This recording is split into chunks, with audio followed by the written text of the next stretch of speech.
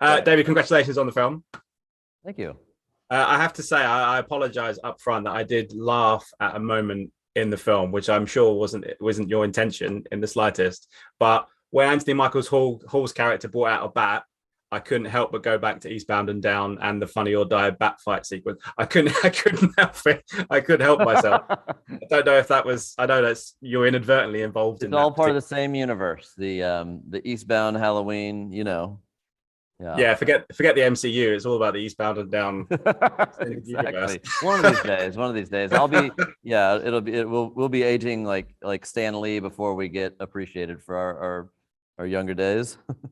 But that's what the world's missing. Will Ferrell and Craig Robinson and Danny coming into Halloween to beat up Michael Myers. Right, maybe you've got that plan for the third one. Who knows? We've still got one chapter left, so you never know. All bets are off. Obviously, you're doing two movies back to back. That comes with enormous amount of challenges, but also you're doing a sequel and it's part of a trilogy. How did you and Danny and your other sort of filmmakers plan it out? Did you have I know this is inadvertent, but Christopher Nolan never had an ending to the Batman movies. He just did one movie at a time. Was that the same for you guys, that you wanted to do one movie at a time and get to an ending as you went along? We had a lot of ideas for the first movie, and then we focused those ideas and streamlined it to be one story. That just so if it wasn't a possibility to continue it, it felt contained and complete. But then when we were asked to come up with two more, we had a shitload of ideas that we just discarded for that, and then we started playing with those and bringing those to life, and then we mapped out a middle chapter and a third to complete the narrative.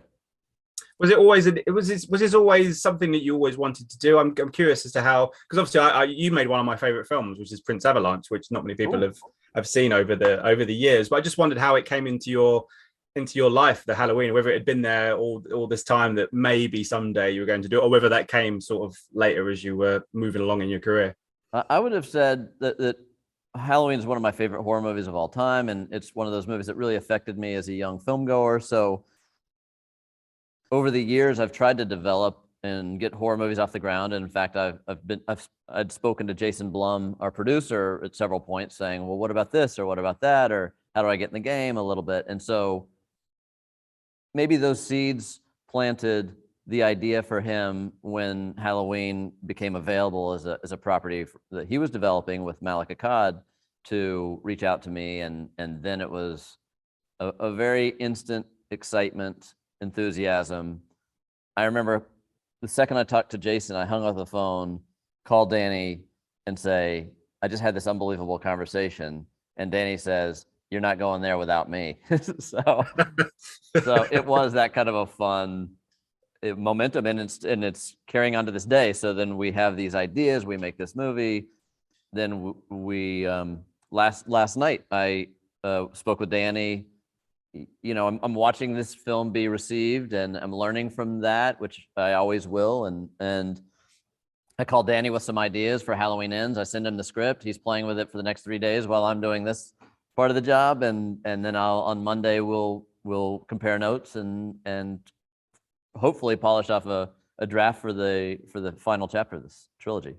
Yeah. As a final question, I just wanted to ask, obviously it's been delayed because of things out of everybody's hands, obviously, but how important was it for you to keep the theatrical experience for this one? Because horror films particularly have a kind of community feel to them. People like to experience them with other people. Is that one of the main reason, I guess, why you were just wanting to be patient and make sure that everybody could see it together safely?